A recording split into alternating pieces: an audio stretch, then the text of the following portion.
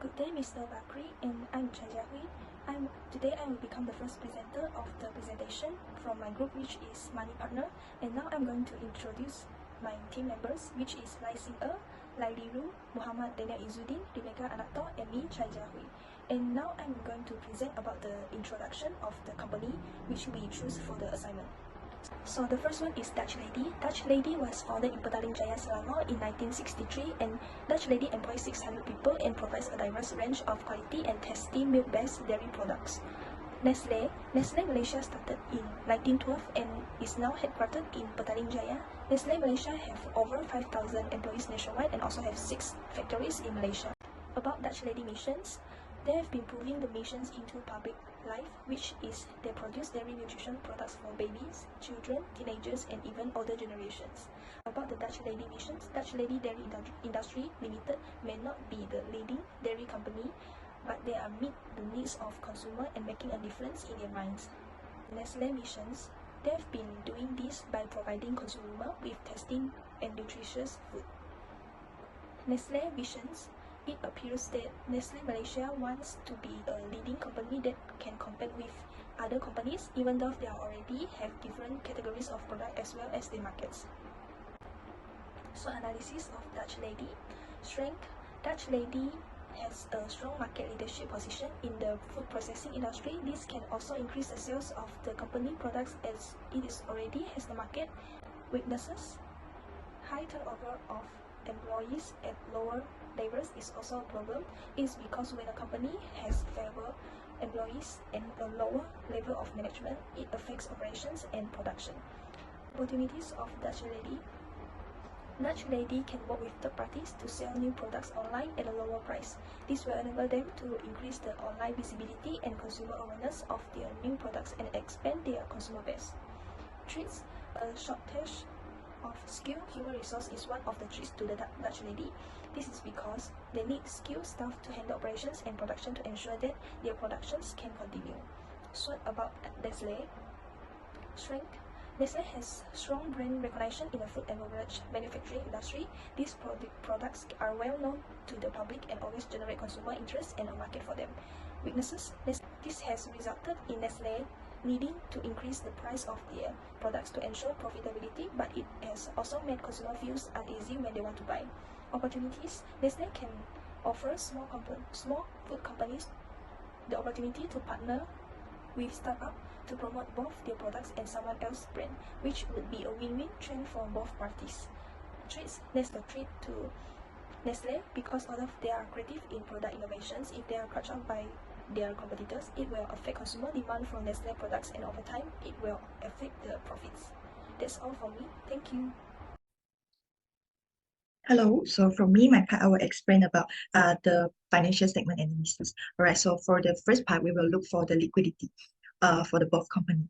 So as shown in the table above, we can have a clear look at the comparison between both company. So among these 2 years, Dutch Lady has a better performance than Nestle in liquidity. So in as you can see from the screen, in 2021, the liquidity ratio of Dutch Lady industry per head exceeds 1.0, which is showing that it is fully equipped with their enough asset to be instant to pay off their current liability. Okay, so next would be the comparison of both company in asset management. So Nestle Malaysia Berhad has a strong inventory turnover ratio in the year 2020 and 2021 as compared to the Dutch Lady. So as you can see from the screen, their inventory turnover ratio is 9.06 and 7.29 in both years.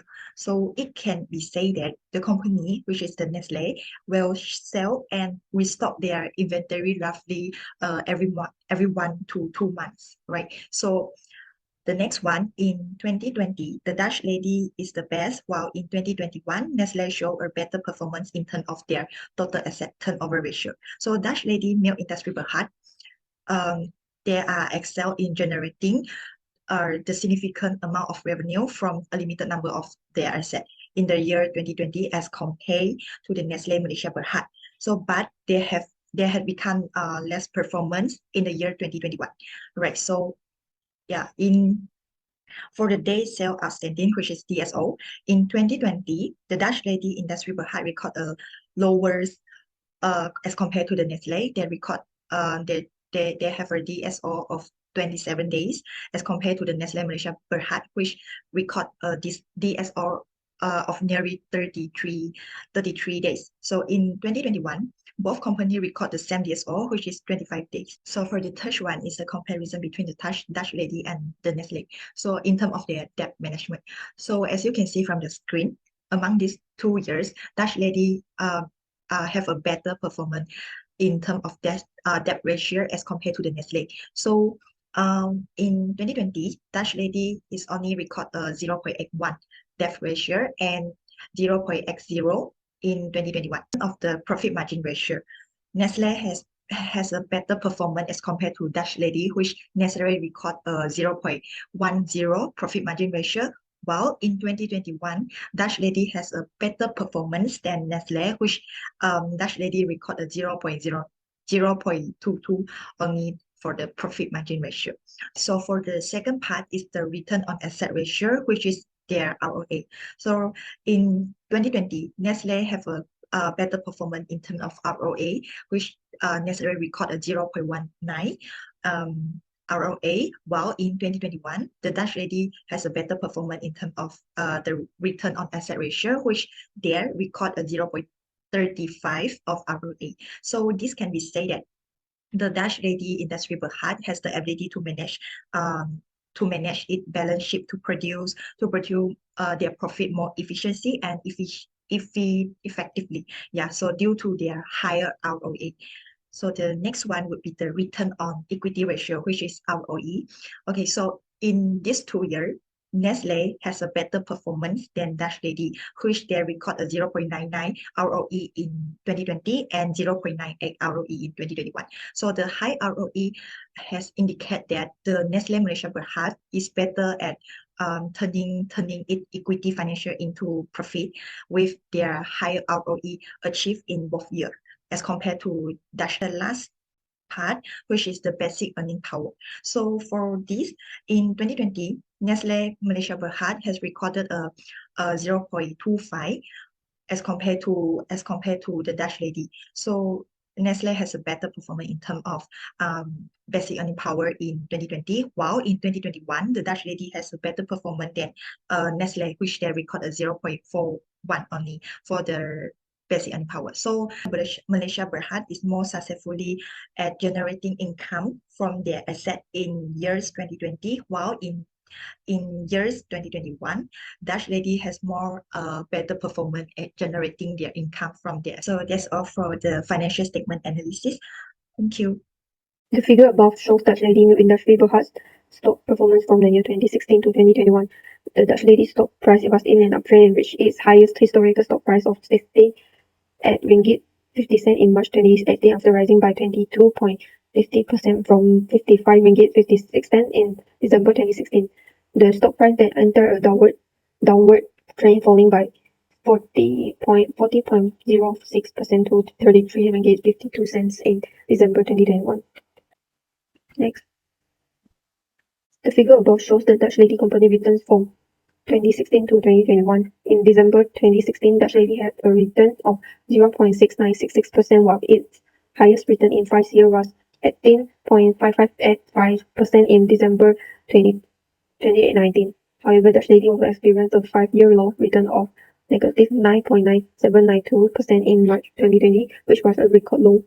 The figure shows Nestle Malaysia Berhad stock performance from the years 2016 to 2021. Nestle Malaysia Berhad stock price was in an uptrend and reached its higher historical stock price of 154 ringgit 50 cent in March 2018 after rising by 101.91% from 70 ringgit 20 cent in December 2016. After that, the stock price then entered a downward trend, falling by 74.99% to 133 ringgit 90 cent in December 2021.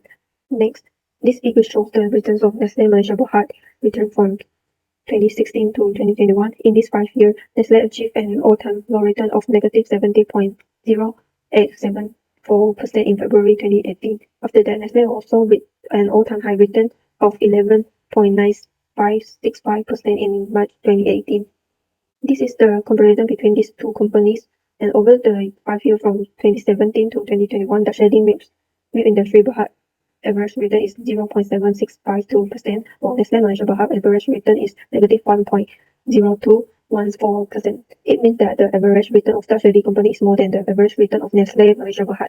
Then the company Dutch Lady have a variance of 0.0022, while the variance of Nestle Malaysia Berhad is 0.0016.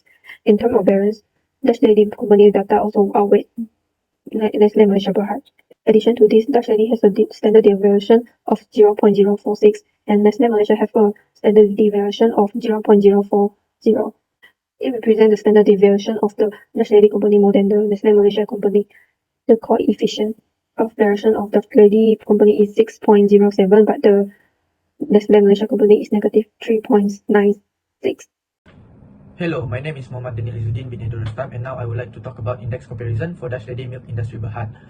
As the figure shown, it shows that the 5-year comparison trend between Bursa Malaysia KLCI and Dutch Lady Milk Industry Berhad from December 2016 to December 2021.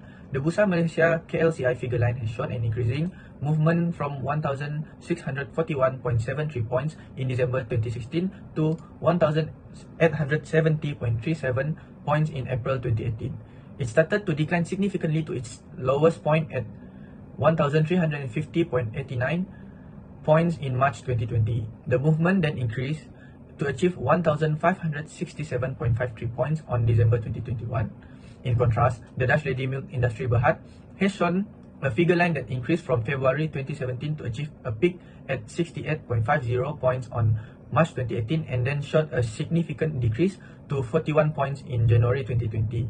The stock then continuously decreased to 34.58 points on September 2021. Next, I would like to talk about Nestle Malaysia Berhad Index comparison. As the figure shown, a 5-year comparison trend between Bursa Malaysia KLCI and Nestle Malaysia Berhad from December 2016 to December 2021. The Bursa Malaysia KLCI figure line has established a stable line which achieved its peak at 1,870.37 points on April 2018 and then started to decline slowly to its lowest point of 1,350.89 points on March 2020. The movement then increased to achieve 1,567.53 points on December 2021. On the other hand, Nestle Malaysia Berhad has shown a figure line that increased from February 2017 to achieve a peak at 154.5 points on March 2018, then conducted a continuous decreasing trend to 134.2 points on December 2021. Next, I would like to talk about stock cycle for Dutch Lady Industry Berhad. Based on the figure shown, we can see a downward trend from December 2017 to December 2021 for Dutch Lady Industry Berhad's stock price. We assume that this downward trend is affected by COVID-19, where we can start seeing the graph declines started late 2019. We can prove that this downward trend is affected by COVID-19 by referring to a news reported by the Edge Market in 26 June 2020, where it stated that the recent COVID-19 pandemic and the introduction of various measures from international border closure to the National Movement Control Order negatively impacted the company's sale. From the figure, it shows that the stock shows a continuous decreasing trend to the lowest 34.58 points on September 2021, which started in January 2020, where the stock was 41 points. Looking at this downward trend, we predicted that the stock price will increase based on the market structure, where we can see there is accumulation at the end of 2021 and predicted that there is going to be bullish phase for Dutch Lady Industries Berhad. Next, for the Nestle Malaysia Berhad stock cycle, and in the figure shown, it shows the stock price of Nestle Malaysia Berhad from December 2017 to December 2021. As we can see, there is significant stock price change starting the year 2018. Nestle has made a significant progress in this area, and according to the annual report, Nestle optimized their resources through their distribution center, which is good resources management. Not only that, but their success product innovation through the utilization of an innovation culture program captures the market. Nestle then expanded its e-commerce platform in 2018, demonstrating greater market penetration. Nestle provides and expands its healthcare options through innovation, thereby adding value to customers. Nestle is growing at a 4.9% annual rate and has a 15.7% market share and has successfully increased profit before tax by 7.8%. Nestle focuses on maximizing shareholder value by maintaining a strong plan to generate healthy, profitable growth regardless of potential cost inflation in traded commodities and other input costs. Nestle is able to compete in the market because of its practice of operating in rapidly changing business environment. Furthermore, Nestle is said to reward its shareholders. This boosts shareholder investor confidence in Nestle stock. Nestle is in better shape due to its high market capitalization or growth. Nestle's strong stock price reflects the company's strong financial position. As a result, investors were more willing to buy the share and pay the stock price. Both of the company have better performance, but in an insight, Dutch Lady Milk Industries Berhad perform much better than Nestle Malaysia Berhad. To maximize their profit in future, there are a few suggestions for the companies, such as like ensure the employees are trained enough to avoid the problem of shortage skills of human resource while operating. Secondly is the companies need to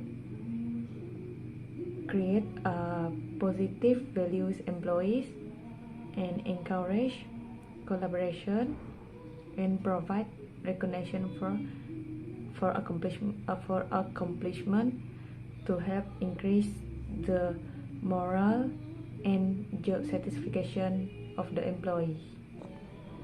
Nestle also encouraged to focus on creating unique products that not easily replicated. It will develop. They also need to developing a strong understanding of the market, which can create a competitive edge and position market leaders. For long term, we prefer to choose Dutch Lady Milk Industries because the opportunities of promising growth and reliable and safe for long-term investment, which is great for long-term investment. For short-term, both of the companies should introduce the new initiative to reduce waste and increase the efficiency, which can further enhance stock performance.